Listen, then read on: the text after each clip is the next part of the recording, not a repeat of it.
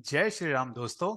तो कल यानी कि 17 जनवरी को बैंक निफ्टी गैप अप देना चाहिए और फिर गैप अप देने के बाद बहुत हाई चांस है कि आफ्टरनून में या लेट मॉर्निंग में वो नीचे आए। और दोस्तों कल 17 जनवरी को बहुत हाई चांस है कि एक स्विंग हाई बने और मार्केट करेक्ट कर सकता है।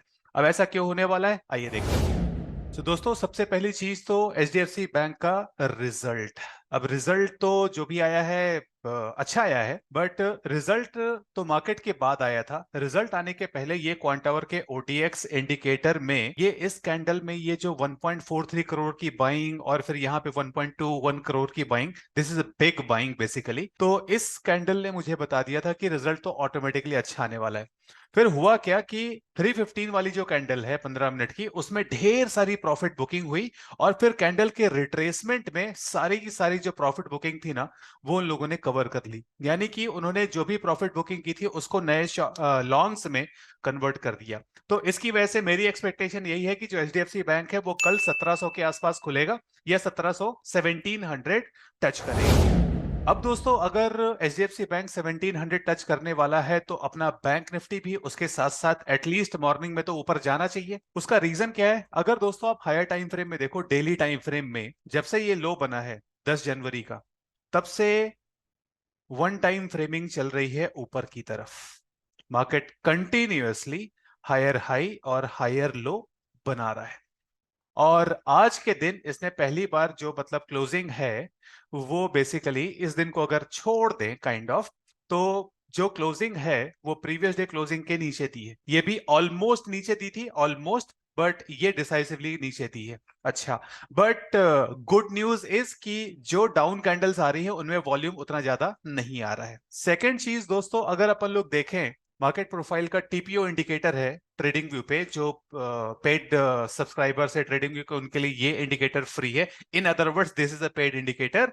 तो इसमें दोस्तों अगर आप देखो, मार्केट जहां से भी ओपन हुआ ऊपर गया, उसके बाद वापस नीचे आया, नीचे आके उसने टेल बनाई और उसके बाद वो आईबी के अंदर क्लोज हुआ। मीनिंग एक जो फेल्ड ऑक्शन पॉइंट होता है दोस्तों, ऑक्शन पॉइंट का वीडियो उसकी लिंक मैं डिस्क्रिप्शन में डाल दूंगा। अभी आप ये मान लो कि ये जो फेल्ड ऑक्शन पॉइंट है दोस्तों, this behaves as a long term support और रेजिस्टेंस। तो इन दिस केस इट इसके चांसेस है कि ये एक लॉन्ग टर्म सपोर्ट की तरह बिहेव करे। अच्छा, अब दोस्तों जो आप में से लोग मार्केट प्रोफाइल यूज करते हैं, तो दोस्तों अगर अपन लोग मंथली से स्टार्ट करें तो मंथली में we are clearly one time framing up bullish है। वीकली में देखें तो वीकली में we were basically one time framing up, और डी पीरियड में वन टाइम फ्रेमिंग हम लोग ने ओवर कर दी है, तो हम लोग न्यूट्रल हो गए। अब अगर आप लोग डेली बेस में देखो दोस्तों, तो चल क्या रहा है, कंटिन्यूअसली 10 तारीख के पास से वैल्यू इज बिल्डिंग अपवर्ड्स। तो जो मार्केट प्रोफाइल ट्रेडर होता है वो प्राइस पर फोकस नहीं करता। पूरी दुनिया प्राइस एक्शन ट्रेडर्स वगैरह वो होते हैं, वो क्लोजिंग प्राइस, ओपनिंग प्राइस वगैरह इन सब पे फोकस करते हैं। जो मार्केट प्रोफाइल ट्रेडर होता है, रादर जो एडवांस्ड मार्केट प्रोफाइल ट्रेडर होता है, वो वैल्यू को कभी भी इग्नोर नहीं करता। तो यहां पर जो अगर आप देखो तो पिछले 5 दिनों से कंटिन्यूअसली वैल्यू ऊपर की तरफ बिल्ड हो रही है। पहले यहां पर ओवरलैप, फिर क्लियरली हायर, फिर यहां पर ओवरलैप।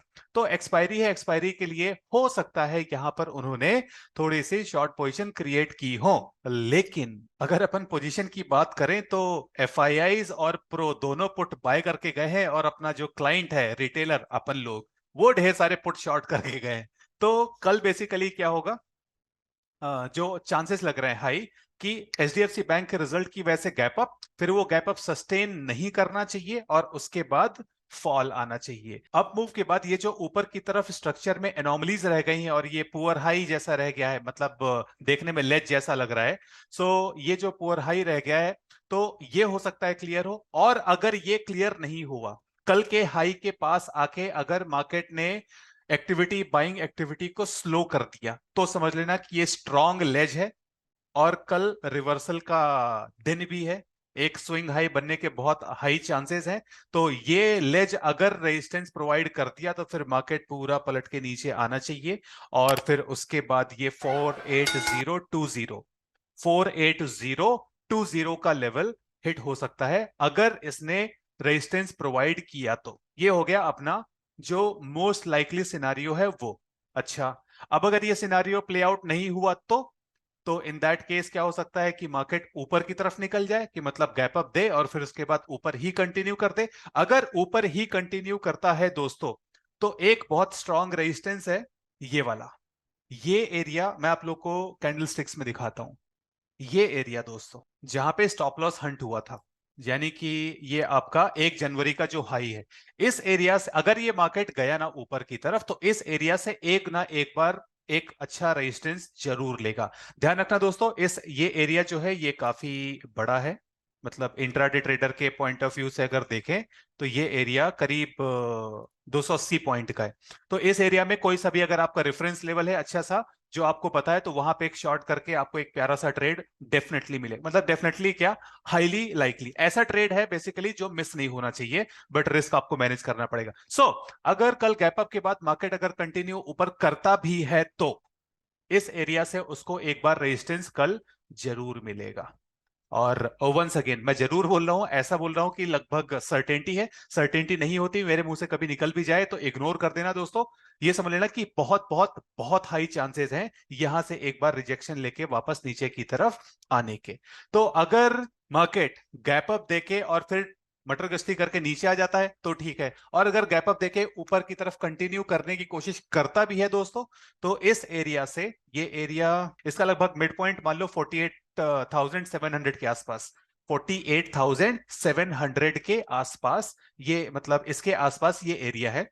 तो यहां से एक बार रेजिस्टेंस लेगा। तो मैं क्या बोलना चाह रहा हूं कि पहली बात तो मैंने कॉल साइड का बीटीएसटी लिया है, और छोटी सी क्वांटिटी का, और उसका सोल रीजन जो था, सोल तो नहीं बट एक प्राइमरी रीजन था एचडीएफसी बैंक का रिजल्ट। और एचडीएफसी बैंक में मेरे को बाइंग दिख गई थी, एचडीएफसी बैंक में मेरे को बाइंग दिखी 1700 में, तो उसकी वजह से एचडीएफसी बैंक अगर ऊपर जाएगा तो बैंक निफ्टी भी ऊपर जाएगा। फिर उसके बाद एचडीएफसी बैंक के जो आईवी है, इम्प्लाइड वॉलेटिलिटी, उसके हिसाब से 4% तक का जो मूव है वो फैक्टर इन हो चुका है। यानी कि अगर एचडीएफसी बैंक कल 4% तक का मूव ऊपर की तरफ देता है, ऑप्शन प्राइसेस ज्यादा मूव नहीं करेंगे। लेकिन अगर एचडीएफसी बैंक ने नॉर्मल सी ओपनिंग दे दी तो फिर इंप्लाइड वॉलेटिलिटी जो है इमीडिएटली क्रैश करेगी और उसके बाद प्रॉफिट बुकिंग चालू हो जाएगी, जिसकी वजह से एचडीएफसी बैंक नीचे की तरफ आना चाहिए और वो अपने साथ साथ बैंक निफ्टी को नीचे की तरफ ले आएगा। वैसे भी दोस्तों कल एक्सपायरी है, अगर गैप अप हुआ तो एक बार मार्केट रिट्रेस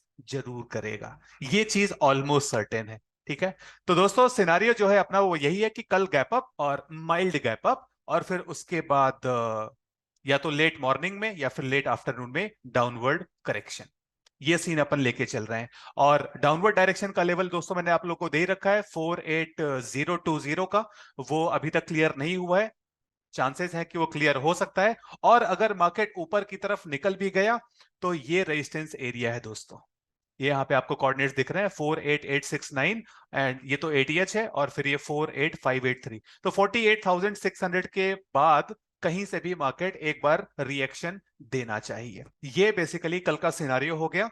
तो या तो गैप अप के बाद नीचे, या फिर अगर कंटिन्यू किया तो यहां से नीचे। तो यानी कि गैप अप के बाद ऊपर की तरफ ट्रेंडिंग होने के जो चांसेस हैं वो मैं कंसीडर करके नहीं चल रहा हूं, because that is very very less likely. दोस्तों एक इंपॉर्टेंट अनाउंसमेंट, मैं बैंक निफ्टी के market profile and order flow based जो इंट्राडे अपडेट्स हैं वो अपने टेलीग्राम चैनल पे रोज देता हूं, मतलब हर ट्रेडिंग डे को, और हर संडे को उसमें एक लर्निंग सेशन भी होता है जिसमें मार्केट प्रोफाइल या ऑर्डर फ्लो के कॉन्सेप्ट सिखाए जाते हैं। तो दोस्तों आप सभी लोगों का स्वागत है मेरे टेलीग्राम चैनल में एडवांस में, और टेलीग्राम चैनल की लिंक आप लोग को डिस्क्रिप्शन में मिल जाएगी। कल फिर मिलेंगे। जय श्री राम।